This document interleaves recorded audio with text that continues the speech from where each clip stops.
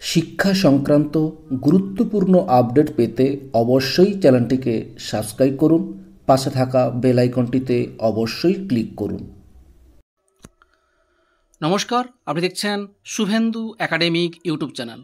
খুব গুরুত্বপূর্ণ একটা আপডেট কলকাতা হাইকোর্ট থেকে। শিক্ষকদের আদর্শ আচরণ কেমন হওয়া উচিত জানিয়ে দিল কলকাতা হাইকোর্ট। দেখুন, সম্প্রতি একটা মামলায় কলকাতা হাইকোর্ট শিক্ষকদের সঠিক আচরণ এবং যে কোনো বিষয়ে রাজনীতি টেনে না আনার পরামর্শ দিয়েছে। কোন ধরনের আচরণ শিক্ষকদের মেনে চলতে হবে তাও নির্দিষ্ট করে দিয়েছেন সিঙ্গেল বেঞ্চের বিচারপতি শম্পা দত্ত পাল। এই আচরণগুলোর মধ্যে রয়েছে: 1. শিক্ষার্থীদের সম্মান, শিক্ষার্থীদের মর্যাদা ও সুবিচার দিন, তাদের অংশগ্রহণকারীর ভূমিকায় এনে শিক্ষার সহায়ক পরিবেশকে উৎসাহিত করুন। 2.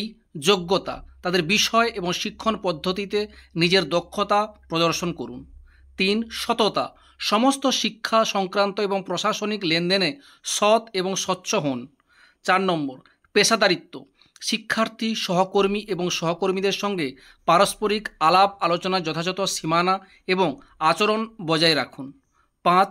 ন্যায্যতা এবং নিরপেক্ষতা, শিক্ষার্থীদের কাজ নিরপেক্ষভাবে মূল্যায়ন করুন এবং গঠনমূলক সমালোচনা করুন। 6. ক্রমাগত উন্নতি, শিক্ষার দক্ষতা বাড়াতে এবং আপ টু ডেট থাকার জন্য পেশাদারিত্ব বিকাশের লক্ষ্যে কর্মসূচিতে নিযুক্ত হন। 7. পারস্পরিক সহযোগিতা, সহকর্মীদের সঙ্গে সহযোগিতা করুন এবং একাডেমিক ক্ষেত্রে ইতিবাচক অবদান রাখুন।